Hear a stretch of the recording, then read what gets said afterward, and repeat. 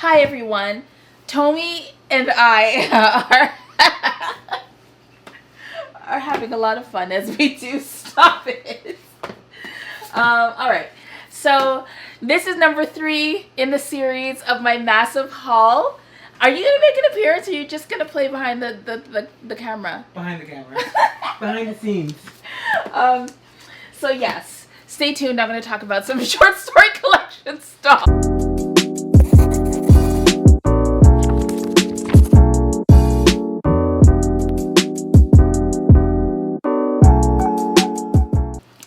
Hey everyone, I hope you are enjoying the series. I certainly am. Tomee is having a blast in the background.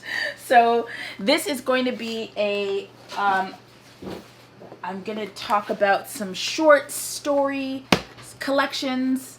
And yeah, so, sorry, anthologies, excuse me. Okay, so the first one is Cyraxs Daughters. This was edited by Kanatra Brooks, Linda Addison, and Susan Morris, and the foreword is by the lovely Walida Imarisha. And Walida Imarisha is the author of Angels with Dirty Faces and also co-edited Octavia's Brood along with the equally amazing Adrienne Marie Brown, who I will be talking about in part 4 of this series. This is Cyraxs Daughters. This is a landmark canon collection. You should know about it. You should get copies of it. It is very, very, very, very important that anybody who's interested in reading Black science fiction and fantasy have this collection. Anthology. Oh my gosh. A powerful, revealing anthology of dark fiction and poetry by Black women writers. The tales of what scares, threatens, and shocks them will enlighten and entertain you.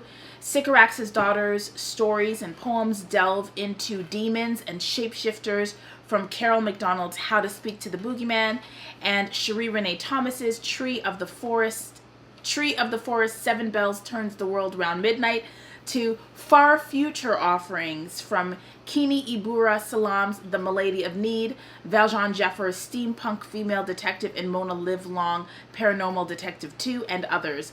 These thought-provoking 28 stories and 14 poems cover creatures imagined, vampires, ghosts, mermaids, yes, as well as the unexpected price paid by women struggling for freedom and validation in the past, slavery, to science fiction futures with transhumans and alternate realities. Leave the lights on and join these amazing authors as they share their unique visions of fear. Okay, you know that I love a dark story. You know that I'm enjoying horror this year. I read Midnight in Indigo, which was really amazing. There's also Black Women, and it's right here, Black Magic Women. I haven't read it yet, but it is Terrifying Tales by Scary Sisters. I love stories about Black women encountering scary things because we do every day, so why not write fiction about it, right? Okay, so a couple of things. This was published in 2017 by Cedar Grove Publishing. I'm going to read the blurbs of each of the editors because they're important to know. And it's also interesting to see how some of the people who contributed to this anthology in 2017 have gone on to write their own standalone works, some of which are in my collection or in this haul. So, Linda D. Addison grew up in Philadelphia and received a Bachelor of Science in Mathematics from Carnegie Mellon University. She is the award-winning author of 4 collections, including How to Recognize a Demon Has Become Your Friend. She is the first African-American recipient of the H.W.A. Bram Stoker Award and has published over 300 poems, stories, and articles. Catch her latest work in anthologies The Beauty of Death and Scary Out There. Linda is the only author with fiction in 3 landmark anthologies that celebrate African-American speculative writers. Those are Dark Matter, A Century of Speculative Fiction, Dark Dreams 1 and Dark Dreams 2, and Dark Thirst. Linda's work has made frequent appearances over the years on the honorable mention lists of year's best fantasy and horror. You can check out more of her work on her website. She's award-winning. She's amazing. So Linda Addison. It's also amazing to hear her talk about her own work. Kenitra D. Brooks is an associate professor of English at the University of Texas at San Antonio. Her research interests include contemporary African American and Afro-Caribbean Black feminism and horror studies. Her monograph, Searching for Cyraxs, Black Women Haunting Contemporary Horror, is forthcoming at Rutgers University Press, so I should look for that. Currently, she's working on a book-length exploration of Black women writers and genre fluidity, tentatively titled Nalo, Nettie, and Nora, Contemporary Black Women Writers Challenging Genre Normativity. I should look for that too. She's also co-editing a critical volume on Black women in horror titled Towards a Black Woman's Horror Aesthetic Critical Frameworks. I gotta look for that. She's published articles in African American Review, Obsidian Literature and Arts in the African Diaspora, and FemSpec. And then Susanna Morris is an associate professor of African American literature at Auburn University and co-founder of the popular feminist blog, The Crunk Feminist Collective.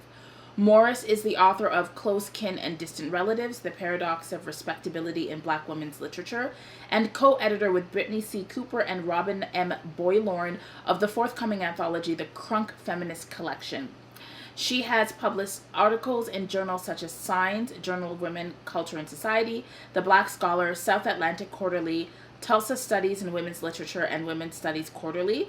She is currently at work on a book project tentatively entitled Electric Ladies, Black Women, Afrofuturism, and Feminism. Okay.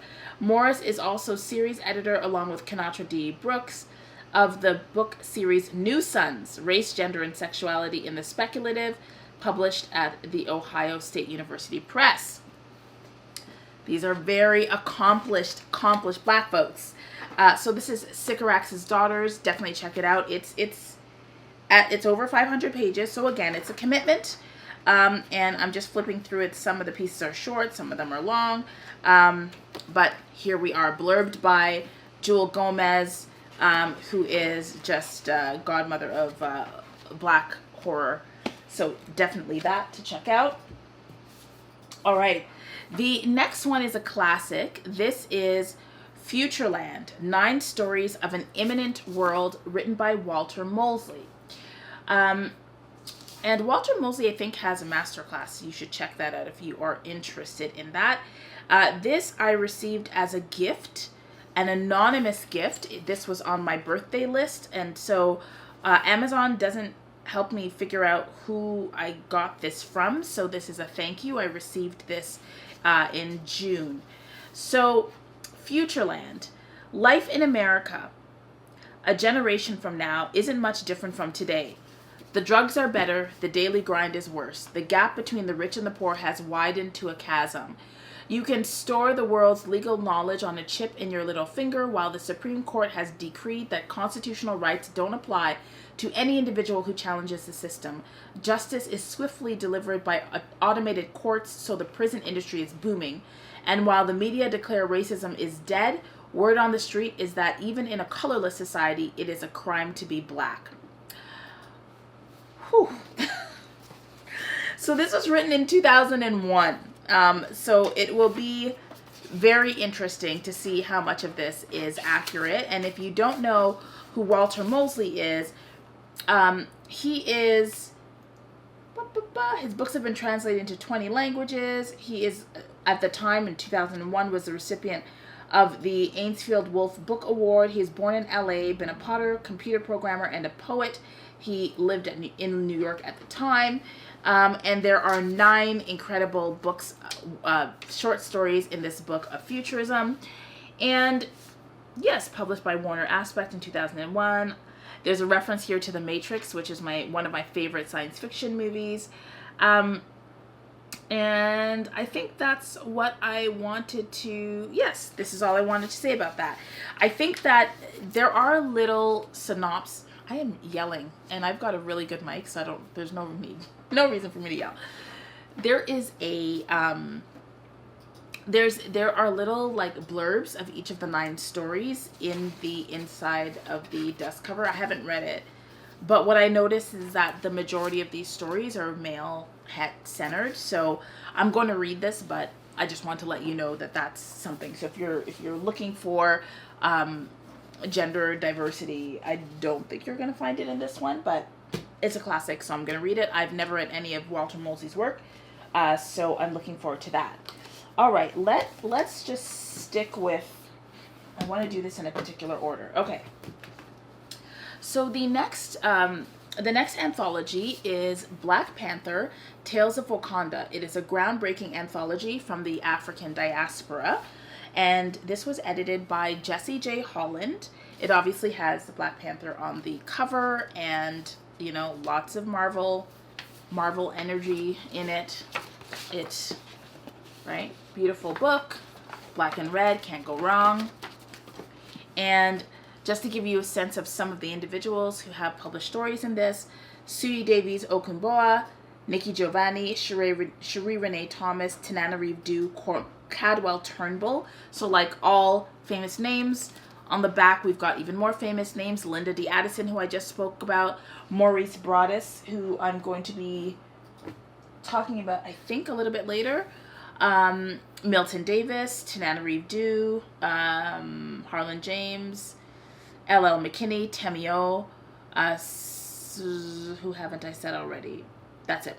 And there are a bunch of others. So 18 brand new stories featuring the King of Wakanda, his sister Shuri, the Dora Milaje, Eric Killmonger, and more. And these were written by folks across the diaspora. So why? Because Black Panther, and it's a star-studded cast. I'm interested in building out the world of Wakanda. And I really enjoyed reading Nnedi Okorafor's Wakanda comics. And so I'm really curious as to what these authors will have to add to the world. So that's awesome.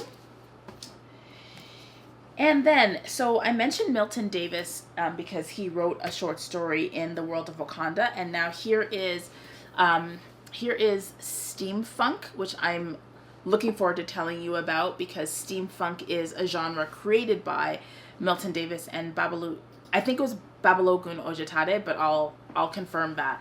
But the two of them are the ones who initiated the Black Speculative Fiction Month, which is the basis for the Black Speculative Fiction based readathon that was created by Chloe. Okay.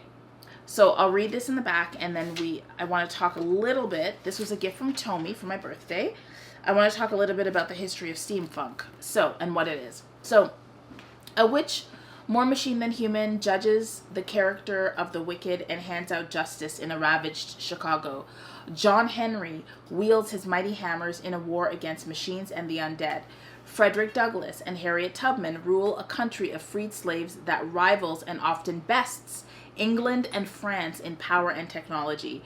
You will find all of this and much more between the pages of Steamfunk, an anthology of incredible stories by some of today's greatest authors in science fiction, fantasy, and steampunk, which is African and African inspired steampunk. Editors Milton Davis and Balogun Ojetade have put together a masterful work guaranteed to transport you to new worlds of adventure, terror, war, and wonder of iron and steam. Now, you'll notice that the cover looks very similar to the cover in Ms. Marvelous and Dr. Jin's, the one that I read a while ago. If you look in part 1, if you watch it again, you'll find it. But we've got this very, very colorful collage-based cover. And here we've got a bit of a history of what steampunk is. So steampunk was born when several authors of African descent who took a liking to, or in the cases of a few, even loved the literary and aesthetic aspects of steampunk. These authors noticed that there was a deficit of stories by and about Black heroes and sheroes in the movement and as individuals. They decided they would write steampunk stories from a Black perspective. Some were also dissatisfied that most steampunk ignored the darker aspects of the Victorian era, such as colonialism, sexism, classism, racism, and chattel slavery, and they wanted to write about these aspects in their expressions of steampunk. So you should definitely check this out and read the foreword by, this was Balogun Ojetade in the beginning, because I think it's important to understand how genres and subgenres are created and why they are created, why it's important to distinguish certain kinds of works from others. Recall conversations about African futurism, African Jujuism, as distinct from Afrofuturism. Yes. Ooh. I don't need to catch that because I said everything. So that is Steamfunk. Okay. This is a very interesting and beautiful cover. Let's get some light on there. It's called 9 Bar Blues, and this is a collection of short stories from an ancient future written by Cherie Renee Thomas. I wanted to pick this up because Cherie Renee Thomas it has such an incredible poetic voice in whatever she's written that I've read. She is also the mastermind, the editor behind Dark Matter, which was the first collection of speculative writing. It's right here. It's a century of speculative fiction from the African diaspora. This as well is a landmark piece of the canon if you're interested in Black speculative fiction. And then there is Dark Matter 2. Both of these were edited by Cherie Renee Thomas, and so get them. This is her collection of short stories. Okay, so haunting and evocative, 9 Bar Blues carries the soul's songbook from the dark laughter of strange sisters forced to make a perilous journey into a land their mothers have never known, to the fortified funk of extraterrestrial mixed tapes. Author Cherie Renee Thomas's stories are sonic rituals, works that cultivate and affirm the magical and the mystical in everyday living. 9 Bar Blues explores the myriad forms of music and the people who make it and appreciate it, the body's music, the spirit's music, and what moves a soul forward in the crossroads journey of life. Her stories traveled from haunted West African and Middle Eastern forests to the mysterious Black roads in the Mississippi Delta, from the ancestral realms of the afterlife to the alien sounds beyond. And throughout the journey, 9 Bar Blues heralds the arrival of a unique writer whose voice carries the hope and the past, future, present of a people. Okay? Yes. Blurred by Andrea Hairston, who is incredible. So I was super excited about this. I told you why I got this. I think this was let me just make sure. No, I think I purchased this on my own. Yeah. There's some birthday gifts in here. That's why I just wanted to make sure to say thank you. Nope, this was one I got myself. Love the connection to music. The cover is by Caitlin Parker, and I really enjoy Cherie Renee Thomas's writing voice. I've said that already. So I'm looking forward to the musicality in all of this. All right. This is How to Dispatch a Human, Stories and Suggestions by Stephanie Andrea Allen. I'm including this in the haul because I purchased it recently, but also I have already read it and I enjoyed this collection. Lots of death in here, lots of just really interesting stories for sure. In this daring collection of speculative fiction, Dr. Stephanie Andrea Allen attends to the lives of Black women, mostly lesbian or queer, all keenly aware of the forces seeking to consume them. A Black lesbian working the gig economy runs into a trio of motorized scooters and helps them escape from Earth. An enchanted sleep mask gives a woman the gift of slumber, but what will it cost her? A suburban housewife is framed for murder by her homophobic neighbor. And in the follow-up to Luna 6000, a young woman investigates her mother's untimely death and learns the truth about her family. This is an unapologetic, often humorous foray into the quotidian magic that envelops Black women's lives. The 11 stories in this collection are filled with Black queer characters who will entice and delight readers as they traverse the worlds around them. With the mix of near fabulism, near future, and other speculative fictions, Allen reminds us in exquisitely nuanced prose that the fantastical can be found amongst the ordinary. And as you know, my favorite kind of magic is a magic that happens every day just under the surface. This was published by BLF Press in 2021. And I think I've said everything in here. The cover was by Diana Akmetakura. I'll have to say that right. I'm sorry. Let me just go and read this properly.